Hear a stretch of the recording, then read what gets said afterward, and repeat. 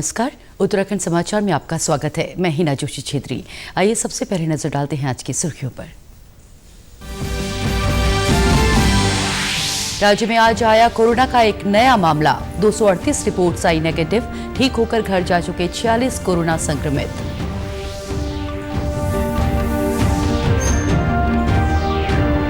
केंद्र और राज्य सरकार की पहल पर काठगोदाम और हरिद्वार पहुंची स्पेशल ट्रेनें। कुमाऊं मंडल के 1400 और गढ़वाल मंडल के 1200 प्रवासी पहुंचे उत्तराखंड।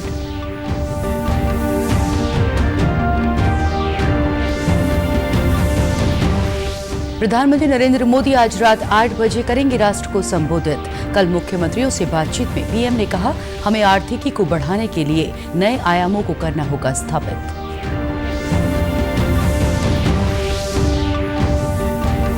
और चंपावत जिले के सौज गांव के युवाओं ने बना डाली लॉकडाउन में 1 किलोमीटर सड़क। श्रमदान कर लॉकडाउन में गांव को दिलाई वर्षों की समस्या से निजात। अब समाचार विस्तार से। राज्य में कोरोना का आज एक नया मामला सामने आया है। नैनीताल जिले में गुड़गांव से हल्द्वानी पहुंची एक युवती की कोरोना रिपोर्ट पॉजिटिव आई है। जांच के लिए भेजे गए सैंपलों में से 238 रिपोर्ट नेगेटिव आई है। आज जांच के लिए 365 सैंपल और भेजे गए हैं।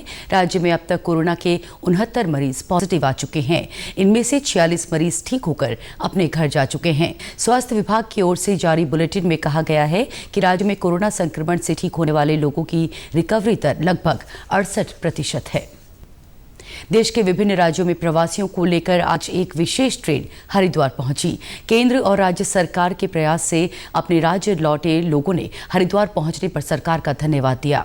बताते चले कि काठगोदाम के बाद राज्य में दूसरी ट्रेन आज गढ़वाल मंडल के लोगों को लेकर पहुंची है। जिलाधिकारी सी रविशंकर ने बताया कि महाराष्ट्र से करीब 1400 प्रवासी इस ट्रेन के माध्यम से हरिद्वार पहुंचे हैं। यहां आने वाले सभी प्रवासियों का पंजीकरण किया जा रहा है। इसके बाद अलग अलग बसों से गढ़वाल में उनके गृह जनपदों के लिए उन्हें रवाना किया जाएगा। सरकार की ओर से ऋषिकेश नगर निगम की मेयर अनिता ममगाई ने सभी प्रवासियों का स्वागत किया। कुछ पढ़ने तो कुछ रोजगार के लिए दूसरे राज्यों में गए हुए थे, लेकिन लॉकडाउन के कारण उन्हें घर आने में परेशानी हो रही थी।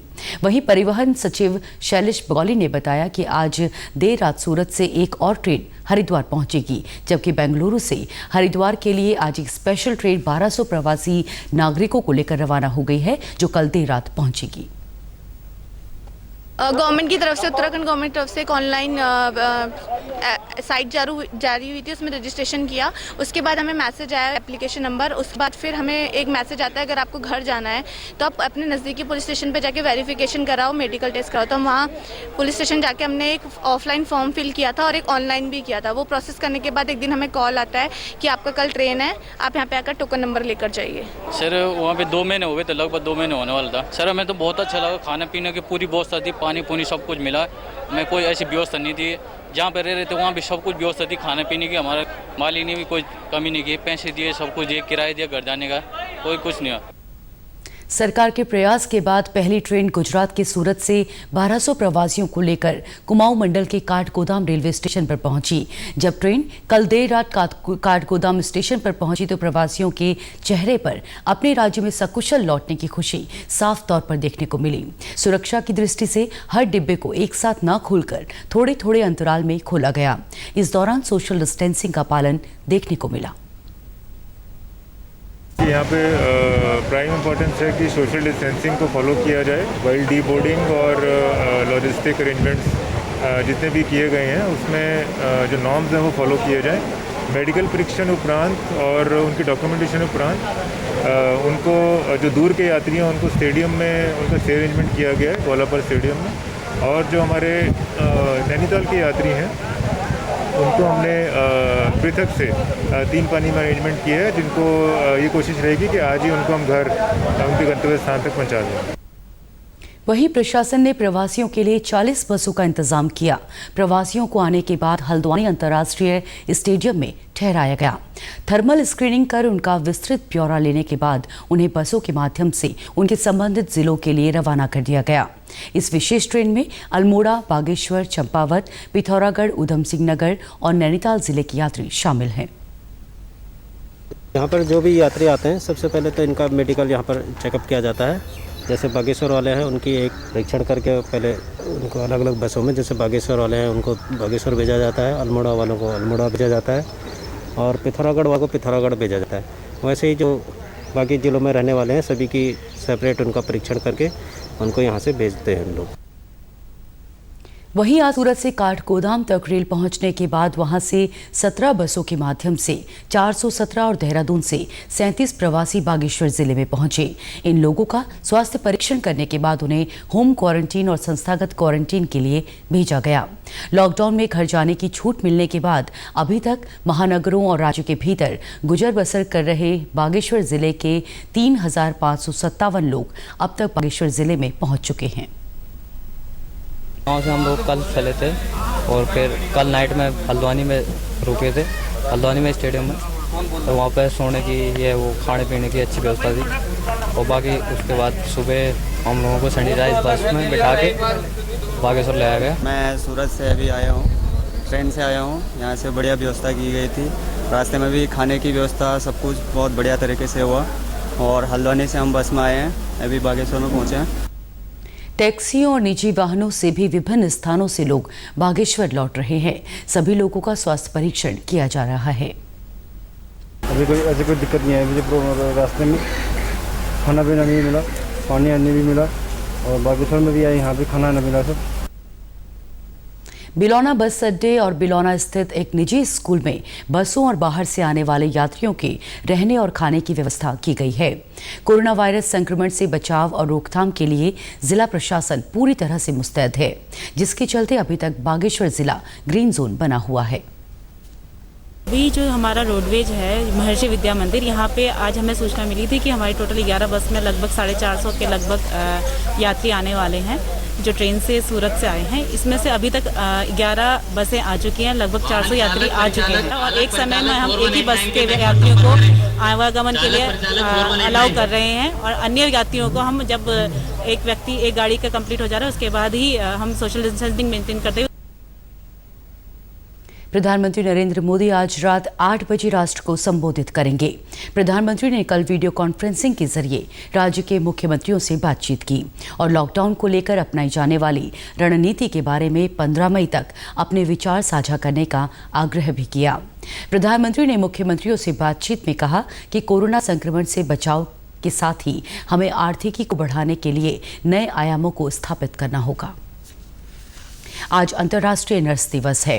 भारतीय आयुर्विज्ञान संस्थान यानी एम्स ऋषिकेश में अंतर्राष्ट्रीय नर्स दिवस के उपलक्ष्य में अंतर्राष्ट्रीय नर्सिंग सप्ताह का आयोजन किया गया था, जिसका आज समापन हो गया। इसके तहत पोस्टर प्रतियोगिता, स्लोगन, फोटोग्राफी जैसी प्रतियोगिताएं आयोजित की गई।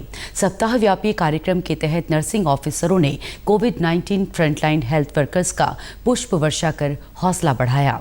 इस दौरान नर्सिंग ऑफिसरों ने जन जागरूकता स्लोगन लिखी तख्तियों के माध्यम से कोविड-19 में अग्रिम पंक्ति में मरीजों को स्वास्थ्य सेवाएं दे रहे चिकित्सकों, नर्सिंग स्टाफ और अन्य कर्मचारियों का उत्साहवर्धन किया। अपनी इच्छा शक्ति से लॉकडाउन के समय का सही पालन करना कोई इन युवकों से सीखे, जिन्होंने 1 किलोमीटर की सड़क खुद बना डाली और वर्षों से परेशानी झेल रहे ग्रामीणों को राहत प्रदान की है। हम बात कर रहे हैं चंपावत जिले के सौज गांव की। यहाँ के 11 युवाओं की टीम ने लॉकडाउन में सड़क से वंचित अपने गांव तक 1 किलोमीटर सड़क खुद ही तैयार कर दी। जिला मुख्यालय से 5 किलोमीटर की दूरी पर स्थित होने के बाद भी सौज गांव में पहुंचने के लिए सड़क नहीं थी। गांव की अधिकतर आबादी को सड़क के अभाव में अपने घरों से 1 किलोमीटर की दूरी पर अपने वाहनों को खड़ा करना पड़ता था। इस कठिनाई को देखते हुए जीआईसी तांबली के शिक्षक इंदुवर जोशी ने युवाओं को एकजुट कर लॉकडाउन की अवधि में सोशल डिस्टेंसिंग का पालन कराते हुए श्रमदान से सड़क का निर्माण शुरू किया। हमारे मन में एक तीसरी हर जगह सड़क जा रही है, सुविधाएं जा रही है और हमारा गांव पिछड़ रहा है। तो इस मुहिम में हमने देखा कि गांव में आज जैसे कोई बीमार हो जाता है तो बीमार को ले जाने के लिए जवान प्रवास कर चुके हैं, बेरोजगार बाहर गए हैं रोजगार के लिए, तो गांव में कंधे भी नहीं मिल पाते हैं। किस तरीके से उनको हॉस्पिटल ले जाए असुविधाएं होती हैं। तो एक प्रयास किया हम लोगों ने, 11 लोगों की एक टीम बनाई, जिन्होंने एक स्वप्न लिया कि हम किसी भी तरीके से गाँव को मुख्य सड़क से जोड़ेंगे। तो इसके लिए हमने सड़क निर्माण पर काम शुरू किया और आज के दिन में दोपहिया वाहन गाँव पर हैं और चौपहिया वाहन के लिए भी काम हो चुका है। प्रेरणा मिलने से युवाओं ने घटोत्कच मंदिर के पास से पैदल रास्ते का चौड़ीकरण कर उसे सड़क में तब्दील कर दिया। युवाओं ने बताया कि करीब 500 मिट्टी के भरे हुए कट्टों से एक अस्थायी पुलिया का भी निर्माण किया गया है। उनने हमें सुझाव दिया कि क्यों ना इस लॉकडाउन की अवधि में समय का सदुपयोग करते हुए हम अपने गांव के लिए एक मार्ग बनाएं, जिससे कि हमारे वाहन गांव में आ सकें।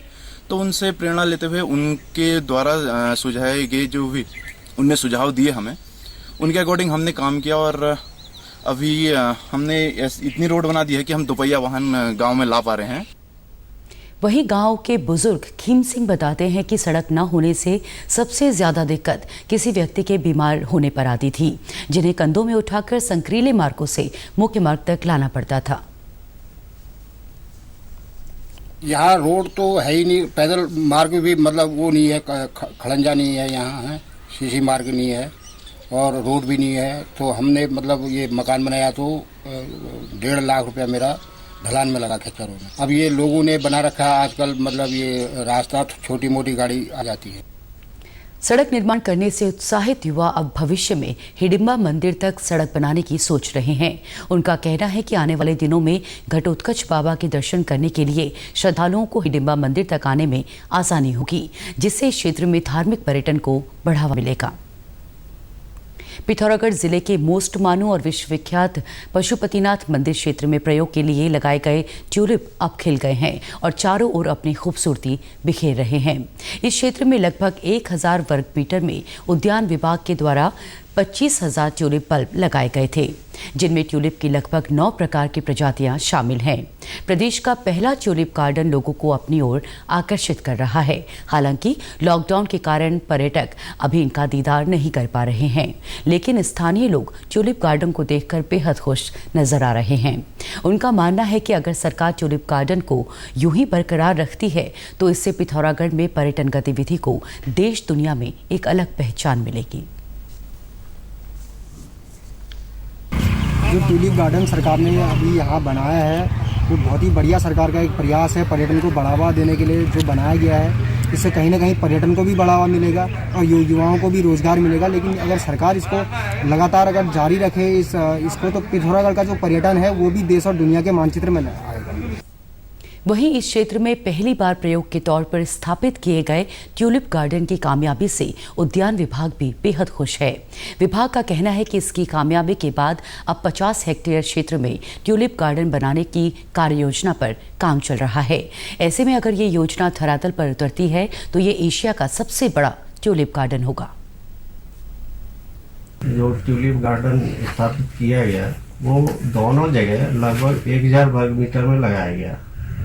इसमें जो बल्बों की संख्या है वो लगभग 25,000 रही है और इसमें 9 प्रजाति रोपित की गई। इसमें क्वीन ऑफ नाइट जो प्रजाति है वो सबसे लंबे समय तक फूल देखा गया।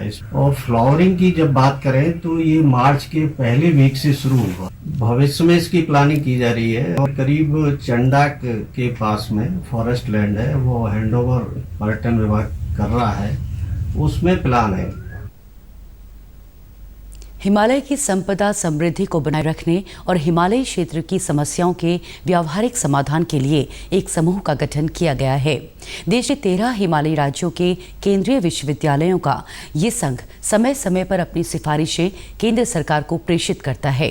गौरतलब है कि नीति आयोग ने भी इस संघ की सिफारिशों को अपनी संस्तुति प्रदान की है। हेमवती नंदन बहुगुणा गढ़वाल केंद्रीय विश्वविद्यालय की कुलपति प्रोफेसर अन्नपूर्णा नौटियाल ने बताया कि आज वीडियो कॉन्फ्रेंसिंग के माध्यम से नीति आयोग की अध्यक्षता में समूह की बैठक हुई, जिसमें भारतीय हिमालयी क्षेत्र के परिभाषित विषयों पर चर्चा हुई। जो पर्वतीय क्षेत्र हैं उसमें महिला श्रमिकों का, जो महिलाएं काम करती हैं उनका जो आर्थिक आंगणन है वो कैसे हो। दूसरा जो इसका क्षेत्र है वो है यहाँ पर एग्रो इकोलॉजी और उसको मार्केटिंग से कैसे जोड़ा जाए। फिर तीसरा एक जो बहुत महत्वपूर्ण इसमें क्षेत्र है वो है लाइवलीहुड जनरेशन का, मतलब आजीविका संवर्धन और किस तरह से जो पलायन है उस पर रोक लगे। चौथा क्षेत्र है इसमें एक इको फ्रेंडली टूरिज्म का विकास करना ताकि वो भी आजीविका का उपार्जन करने में सहायक हो सके। और पांचवा जो इसमें जो क्षेत्र है वो है वाटर हार्वेस्टिंग और वाटर के लिए मतलब जल संरक्षण के लिए योजनाएं और जल संरक्षण के कार्य। उत्तराखंड के समाचारों में आज बस इतना ही। चलते चलते मुख्य समाचार एक बार फिर। राज्य में आज आया कोरोना का एक और नया मामला। 238 रिपोर्ट्स आई नेगेटिव। ठीक होकर घर जा चुके 46 कोरोना संक्रमित।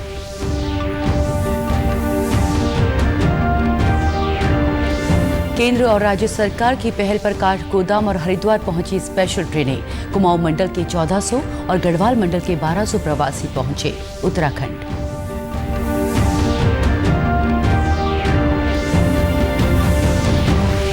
प्रधानमंत्री नरेंद्र मोदी आज रात 8 बजे करेंगे राष्ट्र को संबोधित।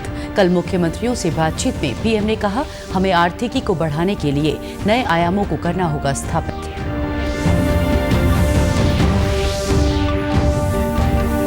और चंपावत जिले के सौज गांव के युवाओं ने बना डाली लॉकडाउन में 1 किलोमीटर सड़क। श्रमदान कर लॉकडाउन में गांव को दिलाई वर्षों की समस्या से निजात। इसी के साथ समाचार समाप्त हुए। नमस्कार।